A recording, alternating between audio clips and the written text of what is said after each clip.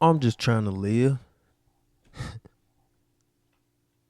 The majority of the streams from a lot of these so-called big artists, they're fake. The major labels are running these streaming farms, they're running these streaming numbers, they're running these setups.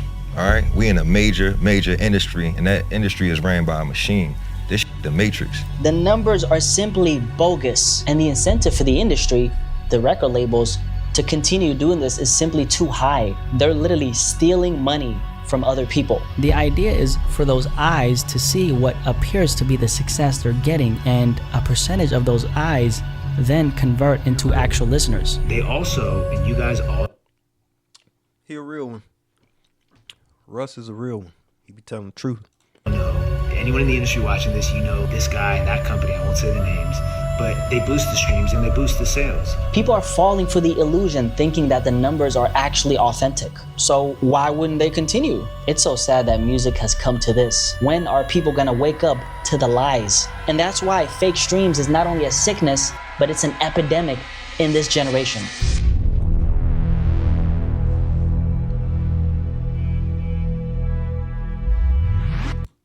Boy, Blackie, you out here putting out full fucking movies out in this bitch. This shit, production done stepped up like a motherfucker, boy. Fake streams in the Nigga came back saying, shit, what's up? music industry are rampant right now. And some of the biggest artists in the music industry are actually partaking in this scam. A scam that's meant to keep the public in the dark about these inflated numbers. Not only are some of the biggest artists partaking in it, but the labels, i.e. the people who own the music, and certain companies I'm about to tell you about are the masterminds behind this deception. Up to 10% of all music streams are considered to be fake. That 10% is the product of so-called streaming farms, which I'm sure you've heard about. Everything you're seeing in the music industry right now is completely fake. Believe none of it. This is one of the best times to be an artist, but it's also the worst for some of the reasons that I'm going to share right now. Not only is this a topic that concerns every single musician out there, but it should also be of concern to you, i.e. the consumer. Almost a year ago, I just got out of work. That's why I'm eating. Hungry as fuck, nigga. Tired as fuck.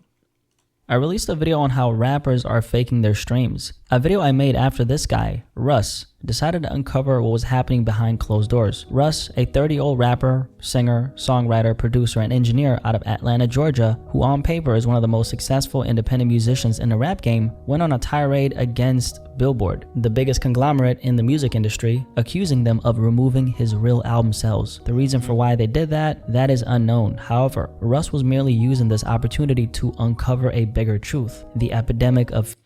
And I don't even listen to Russ, but I listen to him when he talk about this shit, and he a real one. Fake streams in the music industry, which is completely unknown to the general public. Good audio quality. This is a one-sided disc. On the other side is simply the label of the record, and the record player which plays it is also surprisingly small and compact. That information is read by a laser from the underside. You simply place the disc in there like a conventional record player, and off you go.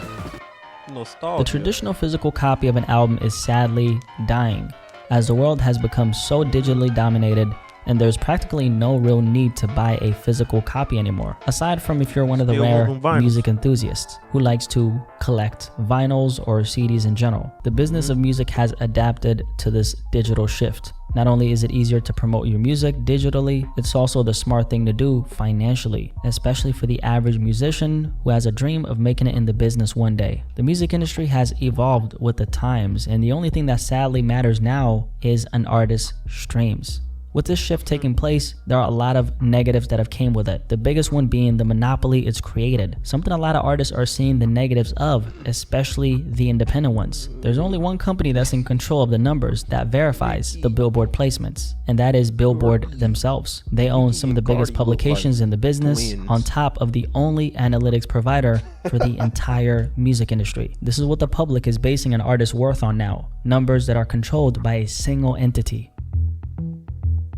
In that video I made a year ago, I spoke about these so-called smokescreen companies. A lot of them work with some of the biggest labels in the music industry, and they supposedly specialize as marketing agencies for musicians. On the surface, it looks like they provide organic marketing services to artists, but on the back end, all that they're doing is receiving money by faking the artist's streams. The question you probably have is, how in the world is this even going on? I mean, is it even legal? First of all, it's actually not legal, and a lot of these people will eventually get caught, just like the person I'm about to tell you about in a second. Make sure you stick around till the end. The reason for why this is even a thing, well, let's just say that the entire music industry has not only greenlit these services, but they are aiding these companies in the process. Now, the second question you have is, why is that? Well, let me ask you this. How is the majority of the wealth in the world acquired? Is it through honesty, integrity, morals, and principles? Or is it through greed, corruption, and dishonesty? The incentive for the music industry to enable this immoral practice is fueled by, you guessed it,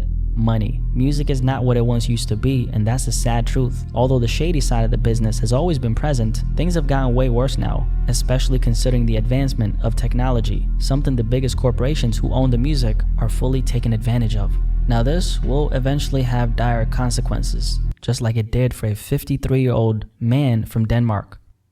In 2018, the Danish Rights Alliance, a conglomerate that was formed to fight for fair conditions for the creative industries on the internet, noticed that somebody was generating and getting paid royalties through music streaming on a scale only achieved by major international superstars. After noticing this, they eventually reported this to the authorities, and the findings were horrifying. The volume of the artificially generated streams led to this unknown man becoming Denmark's 46th highest earning composer for streaming between 2014 and 2017. Numbers that were a little too good to be true considering the fact that he was completely nameless. This unknown man was somehow generating more royalties than some of the biggest musicians in the country.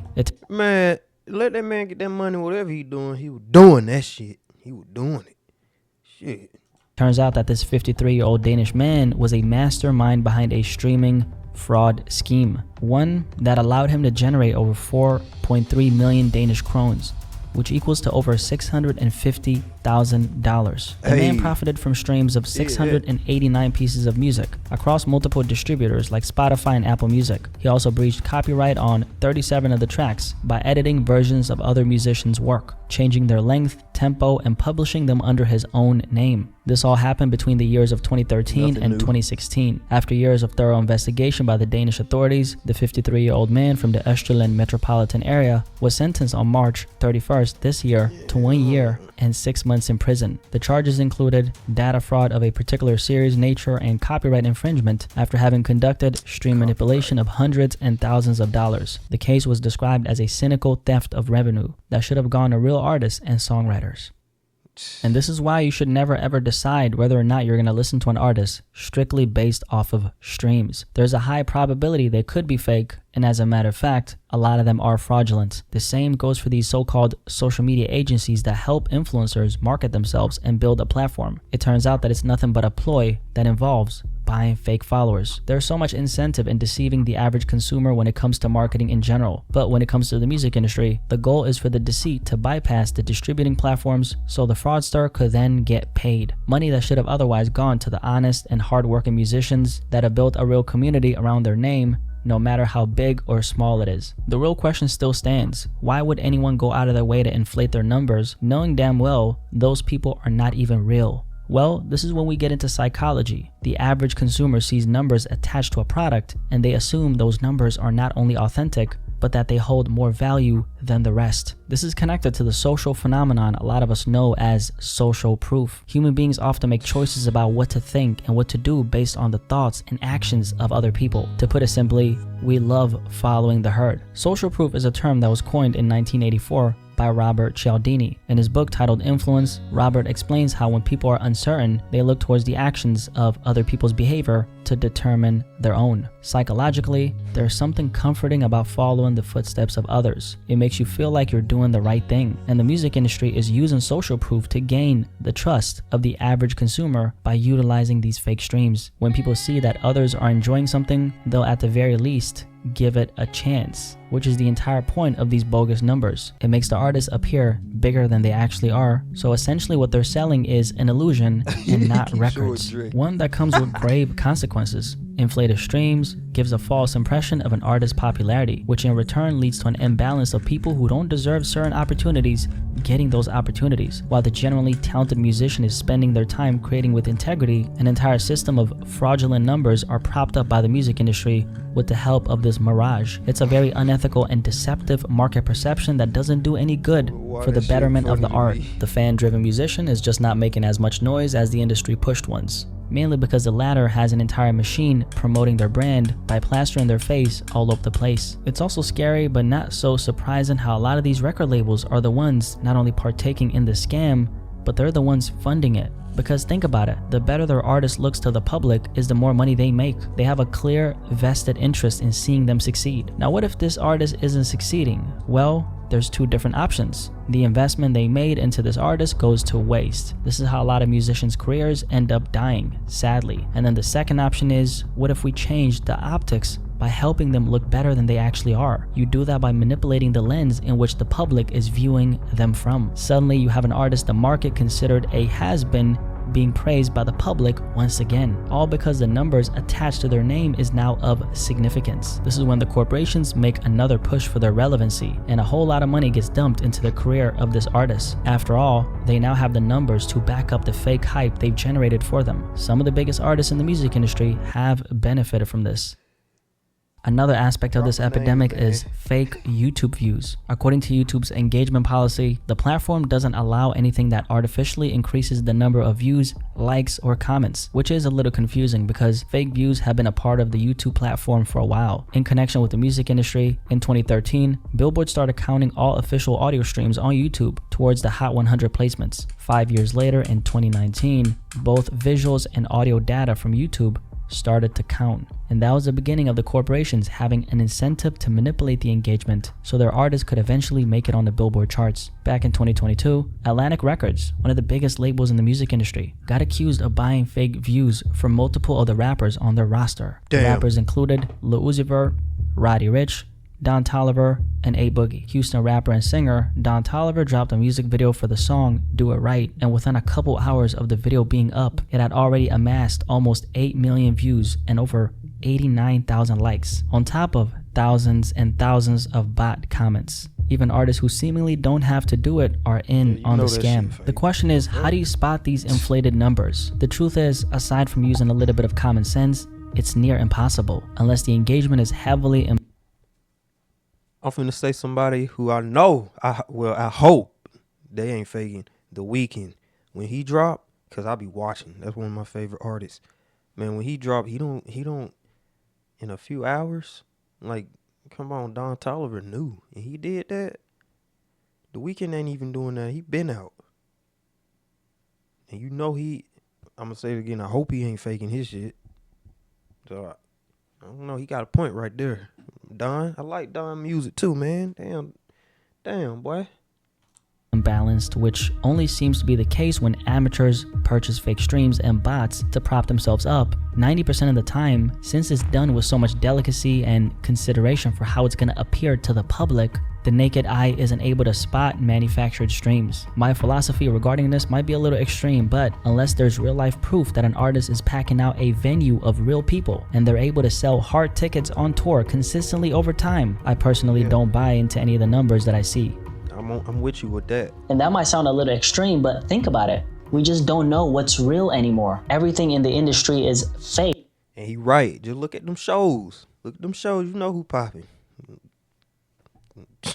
The shows don't lie. And there's so much incentive for things to be fake. And that's the biggest issue here. The music industry is not about creating art. The industry is about business. How can we take this thing that's not so big and make it seem bigger than it really is? That's the whole game, because developing it for years on end is not the path we're gonna take, since that will require time, it'll require effort, and most importantly of all, money that could have otherwise been spent on marketing, i.e. in this case, fake streams. The saddest part is this is only gonna get worse. The honest and hardworking musicians in the industry they're all becoming extinct. And they're literally having their entire livelihoods ripped away from them from Know what that mean? Making way for your boy. vultures who only care about making money. They don't care about creating impact with their art.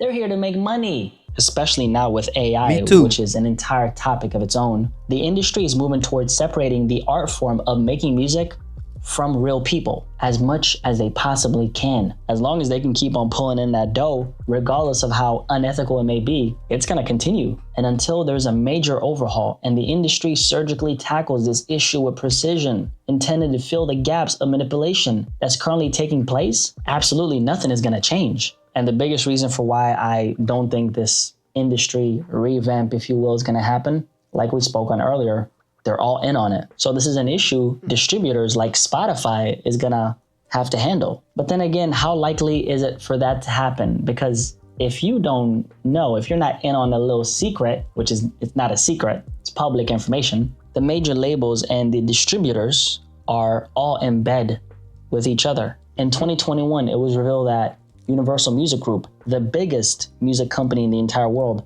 owned a 3.3% stake in Spotify.